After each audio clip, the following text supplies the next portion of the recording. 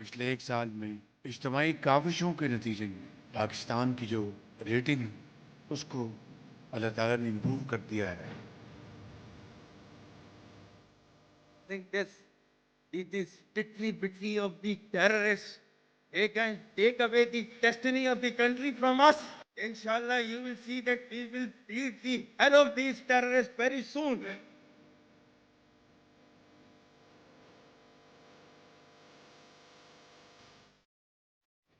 Welcome to news and मैं हूं doctor मारी जुल्फ़िकार खान। एक तरफ मईशत संभलती दिखाई दे रही है तो दूसरी जानब दहशतगर्दी का असर फिर से साया गहरा कर रहा है। दहशतगर्दी के बढ़ते वाक़यात और नासाजगार सियासी माहौल के बावजूद पाकिस्तान की मईशत के लिए हालिया महीनों के हवाले से अगर हम देखा जाए तो काफ़ी हौसला अफजा जो है वो साबित होता नजर आ रहा है। तारीख में पहली मरतबा करंट अकाउंट सरप्लस $1 अरब से तजावुज़ कर गया है। टेक्सटाइल बरामदात 9.38% से बढ़कर 13.613 अरब डॉलर तक पहुंच चुकी हैं। 2020 के बाद पहली बार तेल और गैस के ज़खायर बढ़े हैं। 193 मिलियन बैरल से बढ़कर 238 मिलियन बैरल तक जान पहुंचे हैं। साथ ही साथ अगर हम देखें तो जो तरसीलात ज़र हैं वो भी इस महीने जो हैं वो बढ़ गई हैं, वो 4.1 अरब डॉलर है। साथ ही साथ बरतानिया की जानिब से पाकिस्तान को मईशत के हवाले से $2 ट्रिलियन तक ले जाने के लिए शराकत दारी की पेशकश जो है वो यकीनी बनाने के जो हैं वो इशारे भी मिल रहे हैं, जो किसी माशी बहाली का आगाज़ ज़रूर साबित हो सकते हैं। लेकिन यहाँ सबसे इम्पोर्टेंट सवाल जो है, जो देखना बहुत अहम होगा, वो ये है कि माशी बेहतरी के असरात आम आदमी तक कैसे पहुंचेंगे।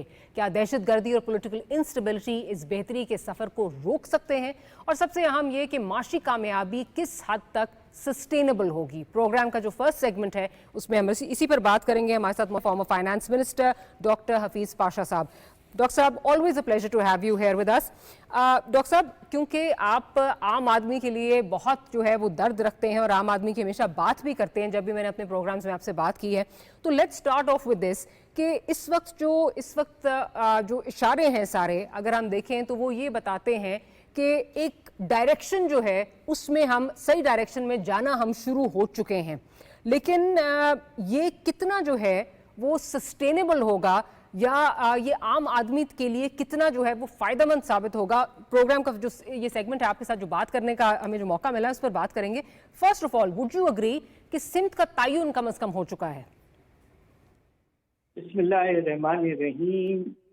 बात दरअसल ये है कि अल्लाह का फजल है कि अफरात में कमी आई है और हमारा जो फॉरेन एक्सचेंज रिजर्व की पोजीशन है वो कुछ थोड़ी सी बेहतर हुई है।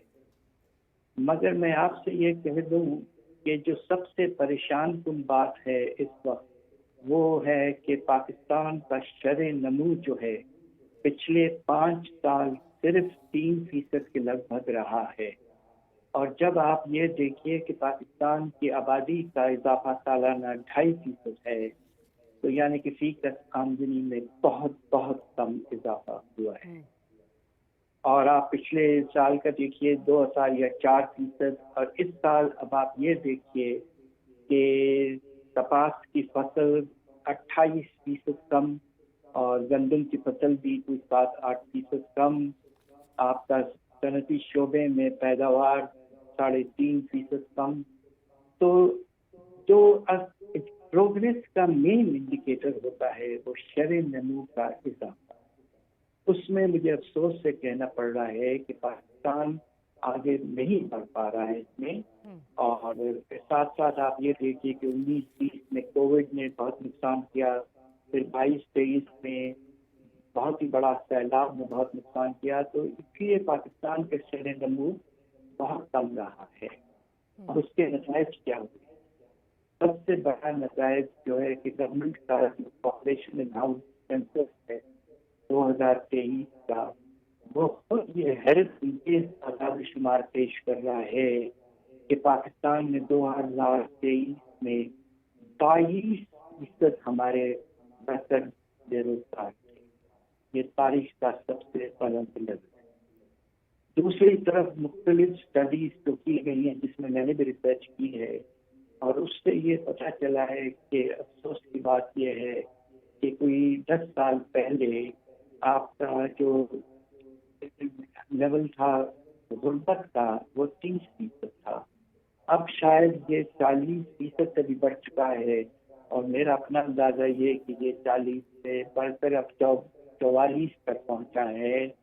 और अफसोस की बात है कि तकरीबन 11 करोड़ लोग लकीर जो है गुर्बत के उससे नीचे जाते हैं। तो अभी हमें बहुत काम करना है, लोगों के हालात खराब हुए हैं।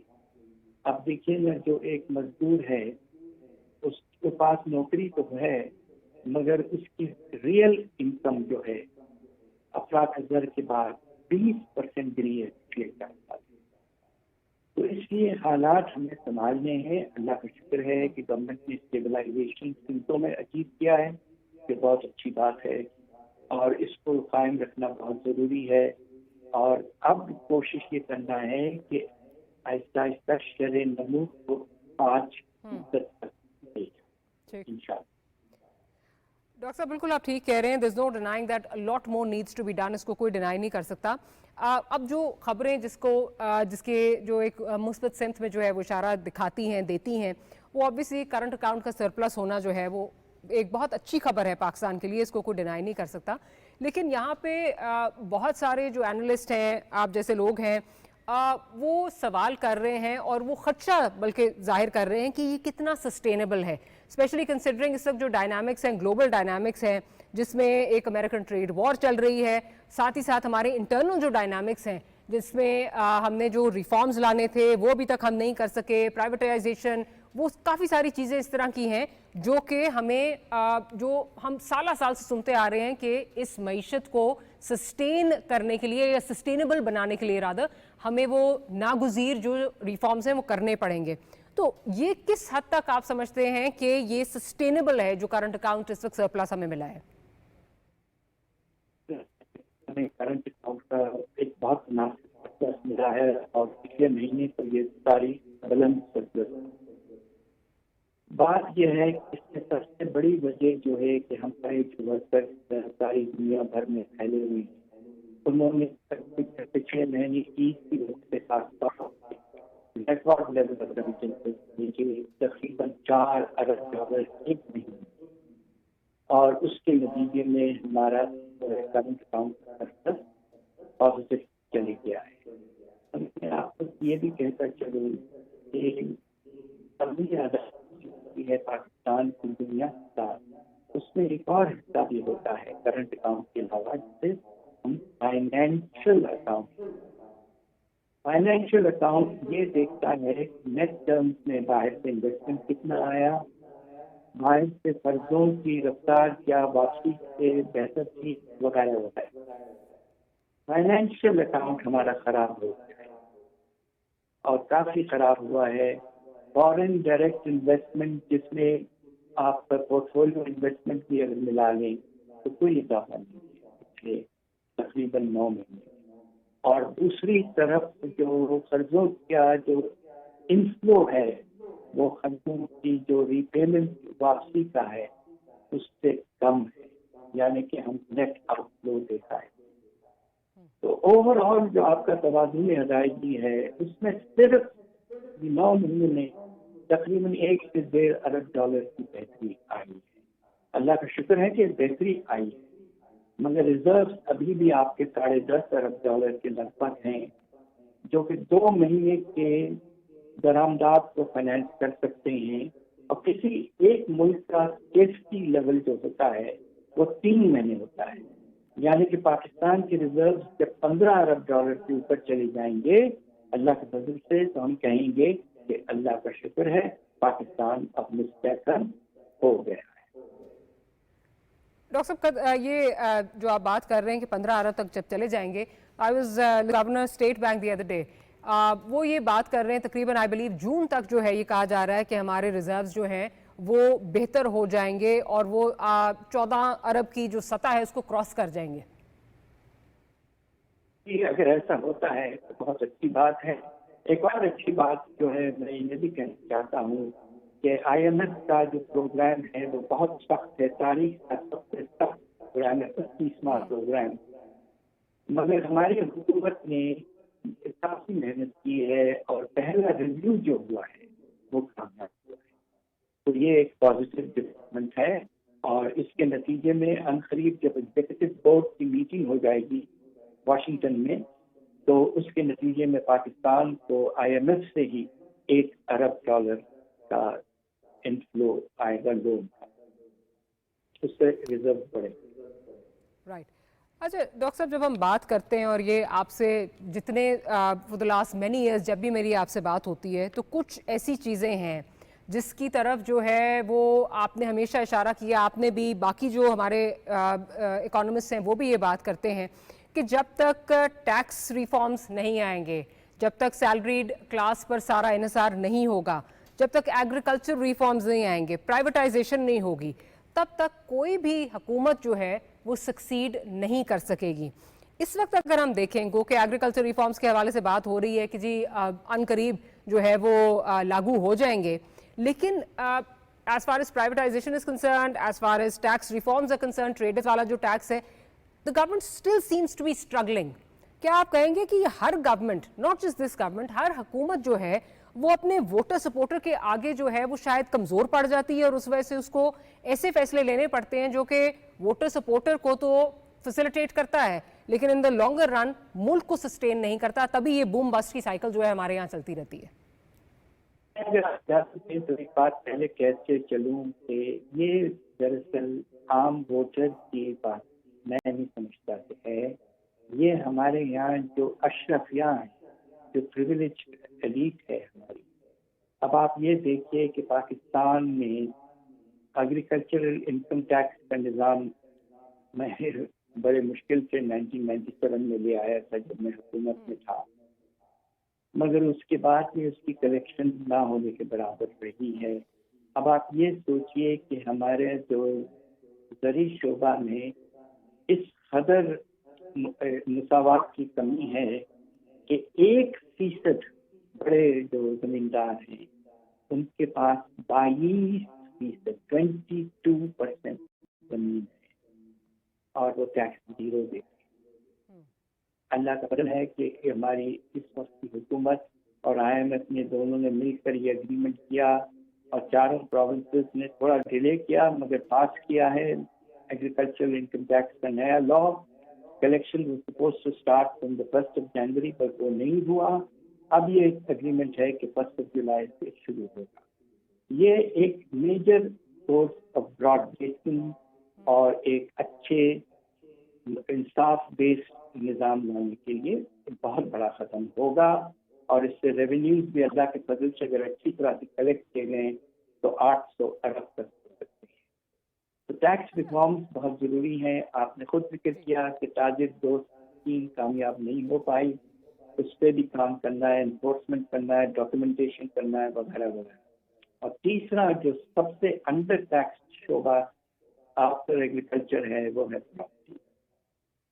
اب آپ سوچئے کہ پاکستان میں پراپرٹی ٹیکس تک نہیں ہے، اور اگر پراپرٹی ٹیکس کا کلیکشن نہ ہونے کے برابر ہے تو شہروں میں سروسز کس طرح پرووائڈ کریں گے؟ کراچی کا ڈاؤن جانے کی بہت بڑی وجہ یہی ہے کہ پراپرٹی ٹیکس کی کلیکشن نہ ہونے کے برابر ہے. تو absolutely you are right, tax reforms. دوسری طرف پرائیویٹائزیشن کا آپ نے ذکر کیا. اب دیکھیے لاسز جو ہیں ہمارے اسٹیٹ اونڈ انٹرپرائزز کے 1200 سے 1400 ارب تک پہنچ چکے ہیں، اور اس میں بڑے بڑے لاس میکنگ جو ہیں وہ خاص طور پہ پاور سیکٹر ہے، پھر ریلویز ہے، پھر PI ہے وغیرہ. ہمیں کوشش کرنا ہے کہ مختلف سیکٹرز میں پرائیویٹائزیشن لے آئیں. مگر آپ دیکھیے کہ PI کی پرائیویٹائزیشن خود ہی ڈیلے ہو چکی ہے، اور ہم نے IMF کے ساتھ کمٹمنٹ کیا تھا کہ ہم 2 ڈسکوز کو پرائیویٹائز کریں گے، وہ بھی ابھی تک نہیں ہوا ہے. تو پرائیویٹائزیشن میں آگے بڑھنا ہے. اور تیسری چیز جو میں بالکل واضح طور پر کہنا چاہتا ہوں کہ گورنمنٹ کے جو کرنٹ خرچے ہیں خدا کے لیے وہ کم کریں. آپ کو حیرت ہوگی اس سال بجٹ کے پروویژن کے تحت 21% اضافہ. کبھی آپ نے سنا ہے کرنٹ ایکسپینسز میں 21% اضافہ؟ تو اس میں اکانومی لانے کی ضرورت ہے. میری تو اپنی انالیسس یہ ہے، میں چیئرمین بھی رہ چکا ہوں इकोनॉमिक कमेटी का बहुत साल पहले कि गवर्नमेंट जो फेडरल गवर्नमेंट में जो आपके डिवीजन, ऑटोनमस बॉडीज और मिनिस्ट्री तकरीबन आधे होनी चाहिए, और जब इकोनॉमी होगी और हम काफ़ी सिग्निफिकेंट सेविंग कर सकेंगे। बस हमारी उम्मीद ये है कि हमारी जो इस वक्त हुकूमत है, जो IMF की छतरी के नीचे काम कर रही है, ये सारे कमिटमेंट्स मौजूद हैं, अब इनको इम्प्लीमेंट करना है आने वाले साल में, और अगर हम वाकई कर पाएंगे तो इंशाल्लाह हम आगे बढ़ेंगे। डॉक्टर साहब, ये जो हुकूमत है इस वक्त, हुकूमत वक्त जो है, माजी में ये पहली हुकूमत थी, इनकी पहला टेन्योर, इनके टेन्योर में जो एक वाहिद जो IMF प्रोग्राम था वो पाए तकमील तक पहुंचा था। आपने इनके साथ जो है वो काम भी किया है। आपको क्या लग रहा है? ऑफ कोर्स एक तो चीज़ जो नज़र आ रही है वो ये है कि जो IMF के डिक्टेट्स हैं, वो चाहे हमें बुरे लगें अच्छे लगें, perhaps there a blessing in disguise for us, कि हम शायद अपने पाँव पे खड़े होने के काबिल फाइनली हो जाएं। उसमें जैसे आपने बात की, डेवोल्यूशन भी उनका हिस्सा है, जो कि भी हम बाकी चीज़ें जो हैं वो डिस्कस करें, प्राइवेटाइजेशन, एग्रीकल्चर रिफॉर्म्स है, ताजरों के हवाले से जो टैक्सेस हैं वो हैं। आपको, क्योंकि आप गवर्नमेंट की साइकी को भी जानते हैं, आप अंडरस्टैंड करते हैं, काम किया है इनके साथ, आपको क्या लगता है कि अब इज इट अ डू और die situation for us and specifically for this government, कि अब ये वो स्टेप्स लेने हैं, ये नागुज़ीर हो चुका है, इसके बगैर कोई आपके पास हल नहीं रह गया? देखिए, खुदा न खास्ता अगर हम, ये बहुत मुनासिब रिफॉर्म्स हैं जिस पे एग्रीमेंट हो चुका है, और पहली दफ़ा मैंने IMF में एक इंसानी पहलू भी देखा है। उन्होंने फॉर एग्जांपल ये कहा है कि बेनज़ीर इनकम सपोर्ट प्रोग्राम को वक्तन इन्फ्लेशन इंडेक्सेशन करें, यानी कि बढ़ाएं ताकि रियल टर्म्स में कम ना हो लोगों का सपोर्ट। दूसरी तरफ उन्होंने एक टारगेट इस पे भी रखा है कि एजुकेशन और हेल्थ स्पेंडिंग गवर्नमेंट जो है, खासतौर पे हमारी प्रोविंशियल गवर्नमेंट कितना करती है। So there is a human element which has come into the IMF which changes the.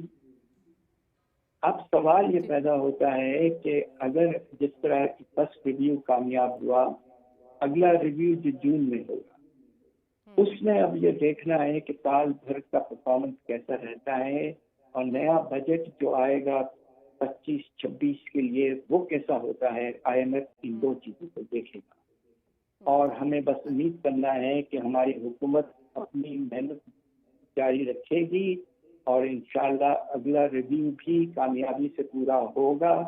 खुदा न खास्ता अगर ये नहीं पूरा होता है तो पाकिस्तान की इंटरनेशनल मार्केट में स्टैंडिंग जो इस वक्त बेहतर हुई है थोड़ी सी, वो खराब हो जाएगी, और बाहर से पैसे आने की रफ्तार और कम हो जाएगी, और रिजर्व्स पर खुदा न खास्ता फिर से बहुत प्रेशर शुरू हो जाएगा। जिस तरह 22-23 में हमारे रिजर्व गिर के सिर्फ $4 अरब तक रह गए थे। आपने, कता कलाम की माफ़ी, आपने कहा पहली दफ़ा IMF में आपको एक ह्यूमन एंगल जो है वो नज़र आया है, उनकी एक डिफरेंट साइड आपको नज़र आई है। हुकूमत इस वक्त ये दावे कर रही है, बहुत से वुज़रा हैं जो कह रहे हैं कि जो आने वाला बजट है, इसकी तरफ आप भी अभी इशारा कर रहे हैं, उसमें हुकूमत कुछ खुशखबरी जो है वो आवाम के लिए खुशखबरी ला रही है। Considering all the dynamics, considering हम IMF प्रोग्राम में हैं, ये सारी बातों को मद्देनज़र रखते हुए आपको क्या लगता है कि हुकूमत इस वादे पर किस हद तक डिलीवर कर पाएगी कि बजट में खुशखबरी आ रही है आवाम के लिए? देखिए, आवाम के लिए खुशखबरी उस वक्त आएगी जब आप बिजली के निर्ख जो हैं उनको कम करते जाए। अभी आपने मुनासिब कमी लाए हैं, मगर अभी भी देखिए बिजली के निर्ख पिछले 3-4 साल में 3 से 4 गुना हो गए थे। अब उनको आहिस्ता आहिस्ता कम करना है, और बजट में ये वाज़ेह तौर पर एक टारगेट होना चाहिए कि हम बिजली की निर्ख इस तरह और कम करेंगे। दूसरी तरफ जो सैलरी क्लास है, एग्जेम्पशन लिमिट जो है पिछले बहुत साल से 6 लाख रुपए से अटका है, यानी कि जिसकी आमदनी 50 रुपए हो महीने, वो भी इनकम टैक्स पे। अब आप ये सोचिए कि मिनिमम वेज पाकिस्तान में 37,000 है, यानी कि तकरीबन मिनिमम वेज वाले से ही हम टैक्स ले रहे हैं। बिल्कुल। तो ये नामुनासिब है। आपको इनकम टैक्स के निज़ाम में तब्दीली लाना है, اور پھر اس کی بیسس پر آپ کو relief middle class upper middle class کو پرووائڈ کرنا ہے. تو اس طرح کے اقدامات ہم دیکھ رہے ہیں کہ بجٹ میں آنی چاہیے انشاءاللہ, اور پوری کوشش ہونی چاہیے کہ ٹیکس بیس کو فردر براڈن کیا جائے. پراپرٹی, ٹریڈر, ایگریکلچر وغیرہ ان سب پہ ٹیکس لگے, اور اس کے نتیجے میں ایک بہت ہی مناسب اور مستحکم نظام قائم ہو انشاءاللہ. Dr. Saab, I'll have to end this segment here. It's always a pleasure talking to you. Thank you very much for making time for the program. Dr. Hafeez Pasha صاحب سے ہم گفتگو کر رہے تھے, اور ان کا یہ کہنا ہے کہ بہت کچھ کرنا باقی ہے. گورنمنٹ نے کچھ اقدامات لیے ہیں جو بہت اچھے اقدامات ہیں, yet a lot more needs to be done for all of these things to trickle down to the common man. On that note, ایک چھوٹی سی بریک لیتے ہیں. بریک کے بعد حاضر ہوتے ہیں. تو سیکیورٹی کے اس وقت جو حالات ہیں, بالخصوص جو 2 رپورٹس آئی ہیں, ایک واشنگٹن پوسٹ کی رپورٹ آئی ہے اور ایک جو BBC میں جو ایک رپورٹ شائع ہوئی ہے افغان طالبان کے حوالے سے, جو کہ ایک میرا خیال ہے ہوش ربا انکشافات ہیں, ان پر بات کریں گے. That much more right after short break.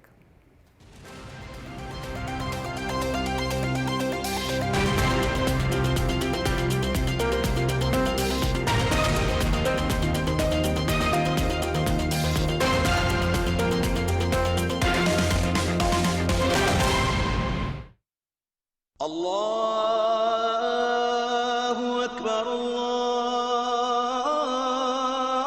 اللہ اکبر اللہ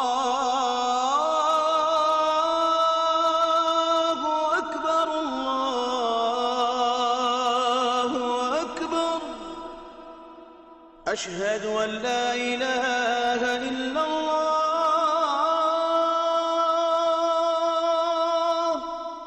أشهد أن لا إله إلا الله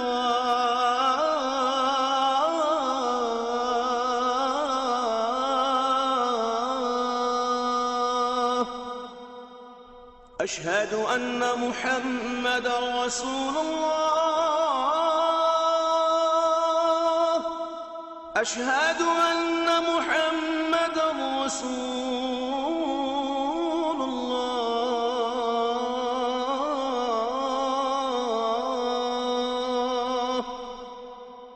حي على الصلاة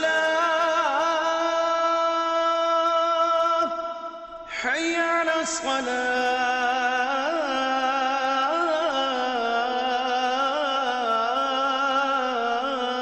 الصلاة حي على الفلاح حي على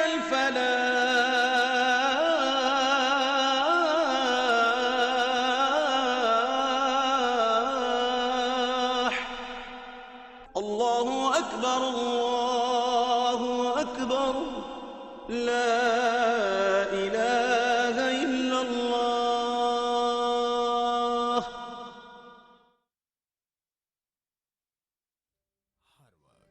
بار وقت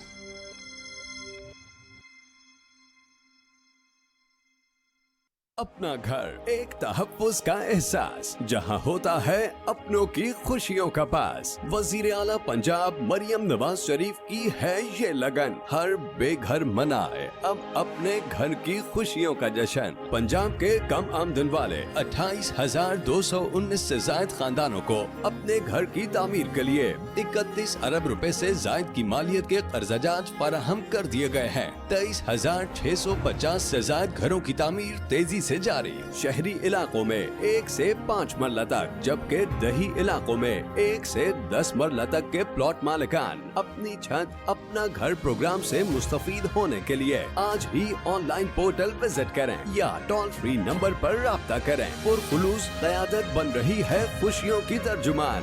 مریم نواز شریف بڑھا رہی ہیں پنجاب کے ہر بے گھر کا مان. Punjab housing and town planning agency, حکومت پنجاب.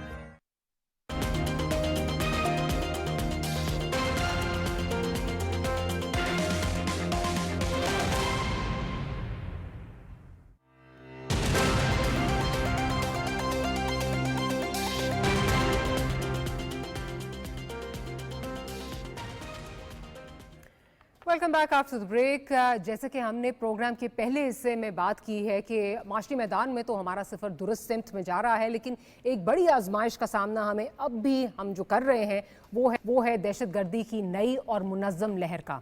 अगर गुज़िश्ता माह मार्च की ही बात करें तो ग्लोबल टेररिज्म इंडेक्स के मुताबिक पाकिस्तान दहशत गर्दी से सबसे ज़्यादा मुतासिर दूसरा बड़ा मुल्क रहा। Pakistan institute for conflict and security studies के मुताबिक नवंबर 2014 के बाद पहली बार एक माह यानी मार्च में दहशत गर्दी के वाक़यात की तादाद 100 से तजावुज़ कर गई। 105 दहशतगर्द हमले, 228 हलाकतें, 258 ज़ख्मी। TTP ने इन हमलों की बड़ी जिम्मेदारी जो है उनको ठहराया जा सकता है, उन्होंने जिम्मेदारी ली भी है। ये हमले जो हैं वो मुल्क के 4 सूबों तक जो है वो महदूद नहीं, बल्कि अब आज़ाद कश्मीर में भी दहशतगर्द के नेटवर्क का जो है वो सुराग मिल चुका है। 18 अप्रैल को आज़ाद कश्मीर में कलअदम तंजीम के 9 दहशतगर्दों को गिरफ्तार किया गया, जो यहाँ की सरजमीन को भी निशाना बनाने की तैयारी में थे। उधर एक और ख़तरनाक पहलू, बरतानवी मीडिया के मुताबिक अफ़गान तालिबान ने अमरीकी अफवाज के छोड़े गए तकरीबन 5 लाख हथियार दहशत गर्दों को फ़रोख्त करने की जो है तस्दीक कर दी है। इससे पहले जाफर एक्सप्रेस आने में इस्तेमाल होने वाले हथियार भी अमरीकी थे, ये सबूत भी सामने आए। और मुख्तसर ये कि अमरीका के अफ़गानिस्तान में छोड़े गए हथियार पाकिस्तान के खिलाफ इस्तेमाल हो रहे हैं और दहशत गर्दी के नेटवर्क इनके ज़रिए मज़ीद मुनज़्ज़म हो रहे हैं। दहशत गर्दी के खिलाफ तो पाकिस्तान फ़ौज और हुकूमत मुकम्मल तौर पर यकज़बां यकजा नज़र आती है। वज़ीर आज़म की अगर बात करें तो उन्होंने 2 टोक पैगाम दे दिया है। वो ये कह चुके हैं कि दुश्मन को ऐसी इबरतनाक शिकस्त देंगे कि दोबारा मैली आंख से देखने की जुर्रत ना करे। इसी तनाजुर में चंद रोज़ कबल होने वाली ओवरसीज़ पाकिस्तानी कॉन्फ्रेंस में जो है वो आर्मी चीफ का भी 2 टोक और गैर मुबहम पैगाम सामने आया, जो ये जाहिर करता है कि रियासती इदारों की सतह पर एक वाज़ेह हिकमत अमली मौजूद है। लेकिन सवालात फिर भी हैं, बहुत अहम हैं, और वो ये हैं कि दहशत गर्दी के नासूर से पीछा छुड़ाने के लिए क्या हम सिर्फ सिक्योरिटी इदारों की तरफ देखेंगे या बतौर कौम एक बयानिए के साथ इसके खिलाफ खड़े होंगे। अफगान तालिबान की जानिब से हथियारों की जो फ़रोख्त इलाकाई सलामती के लिए एक बड़ा ख़तरा बन चुकी है। अफगानिस्तान की सरजमीन को पाकिस्तान के लिए जो इस्तेमाल होना है वो कैसा रोका जा सकता है। और फिर अहम सवाल ये भी है कि अपोजिशन जमातें दहशत गर्दी के खिलाफ हुकूमत के साथ एक प्लेटफॉर्म पर कैसे आ सकती हैं। ये तमाम वो सवाल हैं जो हम इस प्रोग्राम के इस प्लेटफॉर्म से उठाएंगे। हमारे साथ इस वक्त मौजूद हैं डॉक्टर कमर चीमा साहब, और साथ ही साथ हमें ज्वाइन कर रहे हैं major general retired Zahid Mahmood साहब भी। तो डॉक्टर साहब, आपसे गुफ्तगू का आगाज़ करती हूँ। डॉक्टर साहब, जब हालिया दिनों में ये वॉशिंगटन पोस्ट की रिपोर्ट आई तो वो बहुत एक चौंका देने वाली रिपोर्ट थी, और उसमें ये एक्नॉलेजमेंट थी अमेरिकन की तरफ से कि हाँ जी, ये जो हथियार इस्तेमाल हुए हैं जाफर एक्सप्रेस में वो हमारे हथियार थे। अब BBC की रिपोर्ट इस वक्त जो ये बता रही है कि जी 5 लाख ऐसे हथियार हैं जो कोई और नहीं कह रहा, ये कोई रिपोर्ट नहीं है, तालिबान ने खुद उसकी तस्दीक की है, और UN सिक्योरिटी काउंसिल की जो सैंक्शंस कमेटी है उसके सामने उन्होंने ये माना है कि जी 5 लाख हथियार जो हैं ये फ़रोख्त हो चुके हैं। हम पिछले कई सालों से, जब से स्पेशली US फोर्सेस का जो है विड्रॉल हुआ है, हम अफगानिस्तान के साथ ये मुद्दा उठाते रहे हैं, और हमें बार बार यही कहा जाया गया है कि जी हमारी ज़मीन तो इस्तेमाल नहीं हो रही। अमेरिकन की जानिब से भी जो है वो कुछ ज़्यादा जो है वो बात नहीं, हमारी सुनवाई नहीं हुई। क्या आप समझते हैं कि ये जो दोनों रिपोर्ट्स हैं, ये दोनों हुकूमतों के जो दावे हैं उनके लिए एक जिसको कहते हैं डैमनिंग इंडाइटमेंट है, ये उस तनाजुर में देखी जा सकती है? बहुत शुक्रिया। देखिए जी, पहली बात तो ये है कि पाकिस्तान, अमेरिका और बैनुल अक़वामी दुनिया ने जो अपनी मेजर स्ट्रगल की वो तो अलकायदा के खिलाफ की और ऐसे ट्रांसनेशनल टेररिस्ट ग्रुप्स के खिलाफ की, और जाने भी दी, नुकसान भी करवाया। और अगर बाद में जाते जाते इन्हीं दहशतगर्द जमात को अलकायदा के हाथ में आप अरबों डॉलर का असला दे जाएं, और वो असला अफगान तालिबान के हाथ में भी है, TTP के भी हाथ में है। अब डॉक्टर साहब आप बड़ा केयरफुली देखिएगा, जैसे ही सीरिया के अंदर रिजीम चेंज हुआ है तो उन्होंने इमीडिएटली इजराइल ने वहां पे तमाम जो मेजर मिलिट्री डिप्लॉयमेंट्स सारी तबाह कर दी ताकि सीरिया इस काबिल ना रहे।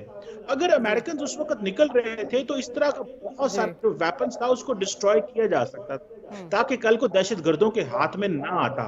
लेकिन देखें कि वो दहशतगर्दों के हाथ में आ गया, और उसके बाद से फिर अब हम हैं और वो लड़ रहे हैं, और हमारे लिए ये दहशतगर्द जमातें जो हैं वो अब एक बहुत बड़ा मॉन्स्टर बनी हुई हैं, और दुनिया इसके ऊपर हमसे बात करने को भी तैयार تیار نہیں. جس طرح آپ کہہ رہی ہیں کہ افغان طالبان سے بات کر رہے تھے تو وہ کہتے ہیں ہمیں اور موقع دیں.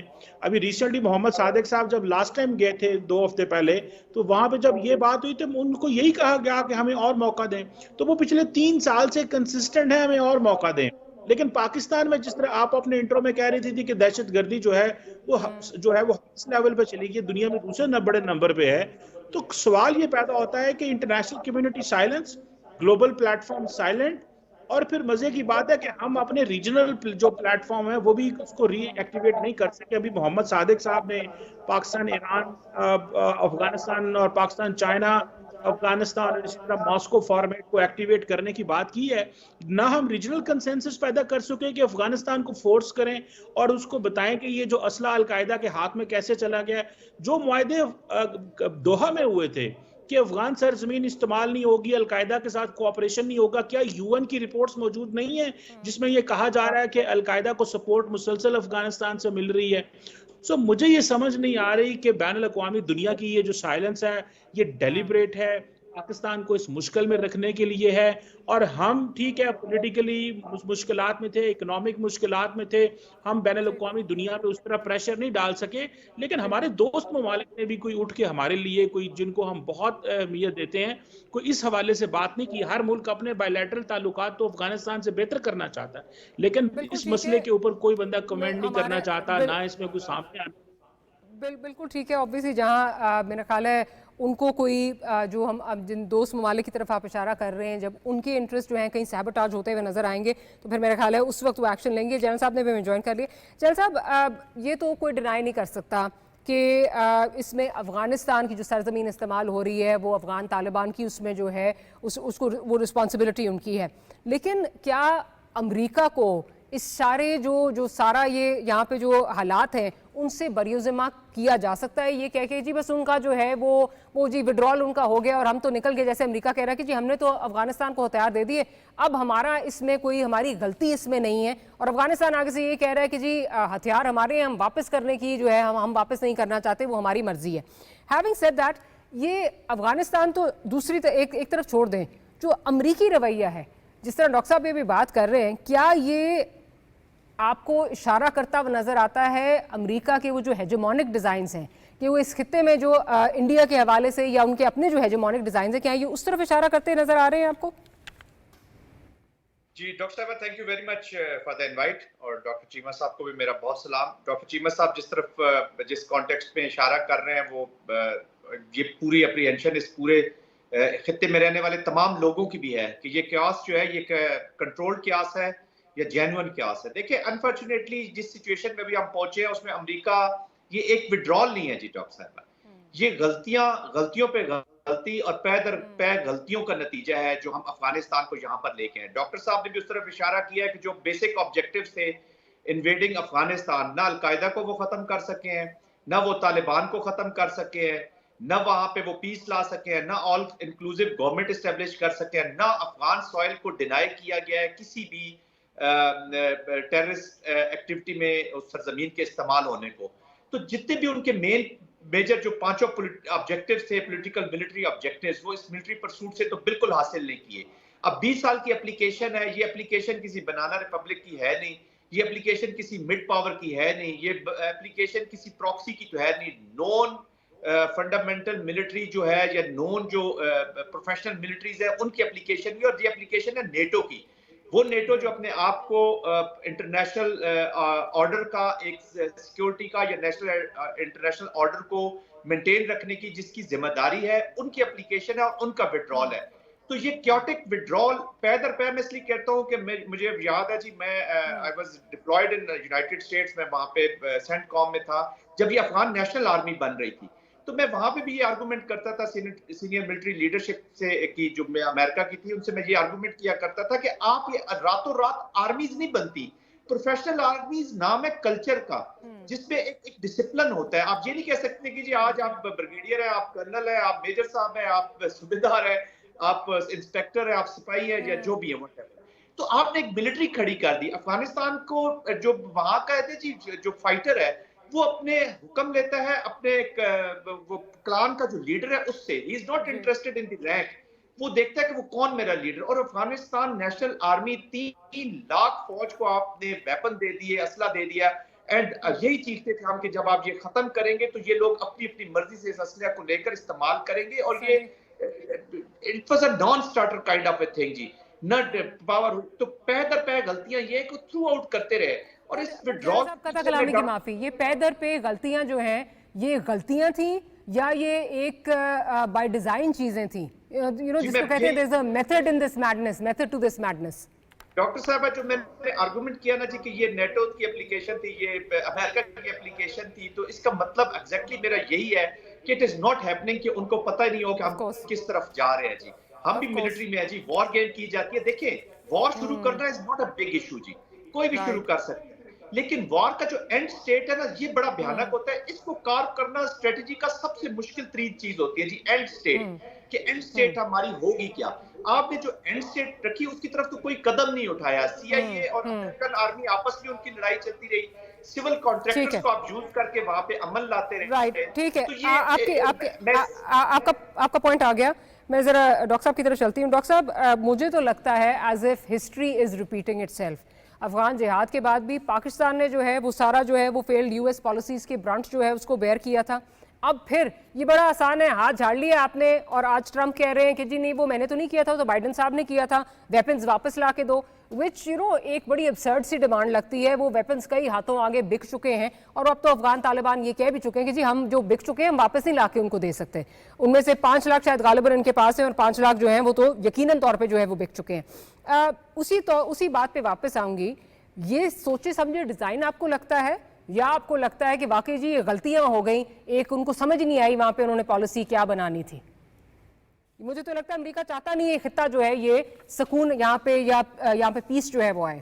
ڈاکٹر صاحب میں آپ کو ایک مثال دی ہے سیریا کی, کہ کس طرح جب بشارت الاسد جو ہیں وہ وہاں سے باہر نکلے اور ایچ ٹی ایس نے رول لے لیا, تو امیڈیٹلی اسرائیل نے سارے کا سارا جو ملٹری ہارڈ ویئر ہے اس کو ڈسٹروائے کر دیا ہے, تاکہ سیریا کی کیپیسٹی نہ رہے کہ وہ اسرائیل اور اس کے انٹرسٹ جو ہے نا وہ ہارم کر سکے.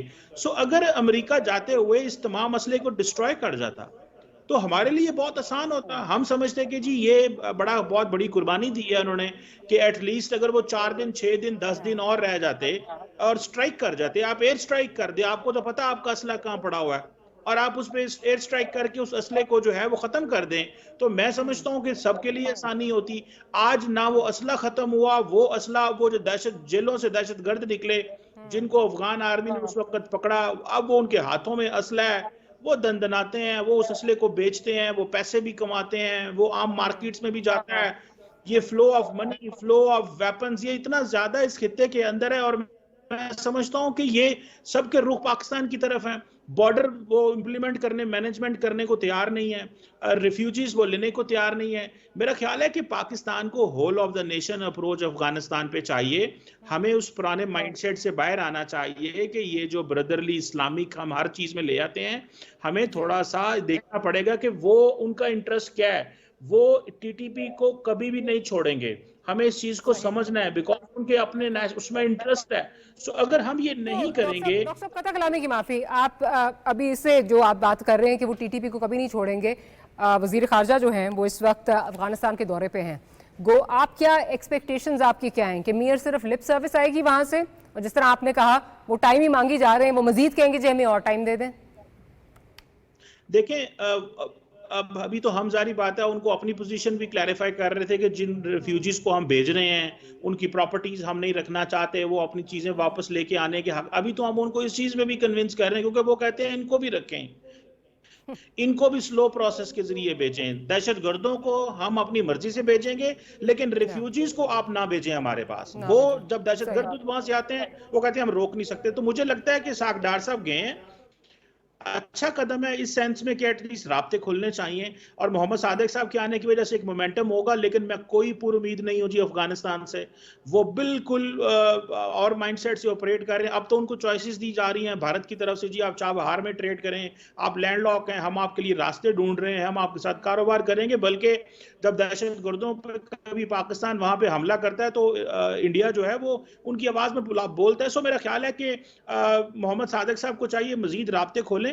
اور اگلے دن جو انہوں نے سٹیٹمنٹ بھی دی تھی تھوڑے دن پہلے ایک سیمینار میں اسلام آباد, محمد صادق نے, کہ اگر افغانستان نے ہم سے کوآپریٹ نہ کیا تو تمام تعلقات جو ہیں وہ سٹینڈ اسٹل اور ختم بھی ہو سکتے ہیں. یہ تھوڑے دن پہلے, ہفتہ دن پہلے کی بات ہے. سو اٹ مینس یہ ایک تاثر دینے کی کوشش کی ہے کہ ہم چاہتے ہیں کہ ہمارے ساتھ انگیج ہوں. اگر وہ نہیں ہوتے جس کے چانسز پاکستان زیادہ کی طرف سے گئی. پر جنرل صاحب, کمنگ ٹو یو, ابھی جس طرح بات کر رہے تھے ڈاکٹر صاحب بھی کہہ رہے تھے کہ ہمارے جو دوست ممالک ہیں وہ بھی یہاں پہ ہمیں ہیلپ کرنے کے لیے, کوئی ہمارے لیے آواز اٹھانے کے لیے تیار نہیں ہے. دوست ممالک کی جب ہم بات کرتے ہیں اور ریجنل بات کرتے ہیں تو obviously سب سے پہلے ذہن میں تو چائنا کا ہی ذکر آتا ہے. چائنا کا اگر آپ دیکھیں تو اس وقت بیجنگ نے مائننگ ڈیلز کوئی سائن کی ہیں $6.5 ارب کی, کوئی تقریباً $5.5 ملین کی جو ہے وہ انہوں نے انرجی اگریمنٹس کیے ہیں. کیا آپ سمجھتے ہیں کہ بیجنگ جو ہے وہ اپنا انفلوئنس یہاں پہ استعمال کر سکتا ہے, افغان طالبان کو یہ اس چیز پہ لا سکتا ہے کہ وہ کم از کم اپنی سوئل جو ہے, وہ ویپنز تو واپس نہیں آتے جی, کم از کم اپنی سوئل جو ہے وہ جو انہوں نے وعدے کیے تھے, جو ان کے اگریمنٹس تھے, اس کی پاسداری کریں اور اپنی سوئل استعمال کسی ملک کے خلاف ہونے نہ دیں, بالخصوص پاکستان کے؟ جی ڈاکٹر صاحب, آپ نے جو پچھلا بھی مجھ سے سوال کیا تھا اس کو بھی اسی کے ساتھ آپ جوڑ لیجئے. مجھے بتائیے کہ چائنا کے پاس تو اور کوئی آپشن ہی نہیں ہے. یہ چائنا کی بھول ہے کہ افغانستان کی سرزمین صرف پاکستان کے خلاف یا کسی اور ملک کے خلاف استعمال ہوگی. آپ نے جو پچھلا سوال کیا تھا نا, انڈو پیسفک کی آپ بات کر رہی تھی, چائنا کی China is a main competitor, declared competitor security strategy میں آ گیا ہوا ہے امریکہ کے.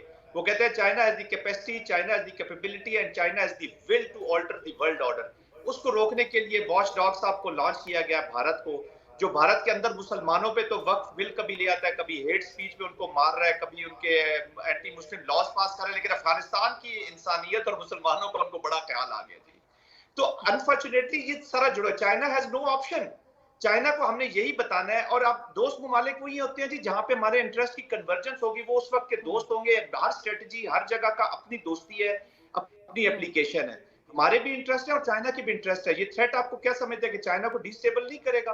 افغانستان کے اندر جتنی بھی پروسکرائبڈ آرگنائزیشنز ہیں ان کے بیچ میں سے کئی ایسی ہیں جو اینٹی چائنا کارروائی آلریڈی کر رہی ہیں. They have the concerns. ہمارے کنورجنسز ہیں, انسٹیبلٹی کی طرف جائے گا, ریجن پورا جائے گا, اور انسٹیبلٹی کی طرف جائے گا تو اکنامک پروگریشن نہیں ہوگی. دیکھیں سب افغانستان کی عوام یا افغانستان کے لوگوں کے لیے نہ ان کی اپنی حکومت انٹرسٹڈ ہے, نہ چائنا, نہ امریکہ, نہ کوئی اور ملک انٹرسٹڈ ہے. ٹو بی ویری آنسٹ, وہاں پہ جو منرلز ہیں یا جو روٹس کھولنے ہیں, سینٹرل ایشیا کو جو روٹس جانے ہیں, تو یہ اس میں افغانستان کی بھی ترقی ہونی ہے. تو China has no other option. Pakistan ابھی کولیبریشن میں جانا چاہیے اور جائے گا بھی صحیح. اور آپ دیکھیں گے کہ فیوچر میں یہ چیزیں جس کنٹرول کیاس کی ہم بات کر رہے ہیں, دیکھیں نا انٹینشنز پہ تو آپ پالیسی بنا نہیں سکتے جی, آپ نے اینیمی کی کیپیبلٹیز پہ پالیسیز بنانی ہوتی ہے. افغانستان از اے سوائل جو اینیمی کی کیپیبلٹیز اگینسٹ پاکستان اور چائنا انہانس کرتے ہیں, کیونکہ فیوچر وار تو پراکسیز کی ہونی ہے نا ڈاکٹر صاحبہ. ابھی فوجیں تو ابھی امریکن بوٹس آن گراؤنڈ تو سوال ہی نہیں پیدا ہوتا کہ ہوں گے. وہ ابھی نہیں پراکسیز کو یوز کریں گے to pursue their political objectives.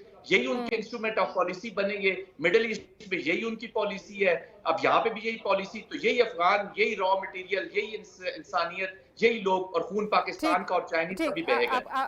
بالکل جیسا پوائنٹ آ گیا آپ کا. ڈاکٹر صاحب, آپ جو بات کر رہے تھے کہ ہمارے لیے کوئی آواز نہیں اٹھا رہا, چلیں انٹرنیشنل کمیونٹی آبویسلی وہ بھی ایک بہت بڑا رول جو ہے یہاں پہ پلے کر سکتی ہے. جو ان کے جو افغانستان کے $9 بلین جو فروزن ہیں, وہ جو بار بار جس کا جو آپ اس کو ڈی فریز کرنے کی جو بات کر رہے ہیں, انفریز کرنے کی اس کی جو بات کر رہے ہیں, obviously that can be used as a leveraging.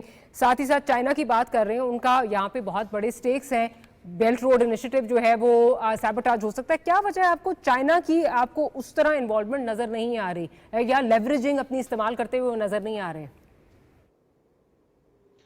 میرا خیال ہے ڈاکٹر صاحبہ کہ چائنا بہت ساری چیزوں کو بھی صرف ایک بائی لیٹرل لینس سے دیکھ رہا ہے, اور ان کا جو امیڈیٹ شاید گول ہے وہ یہی ہے کہ اپنے آپ کو اکنامکلی اسٹیبلش کرنا ہے, اور اکنامک ریلیشنز کے اوپر وہ زیادہ فوکس کرتے ہیں.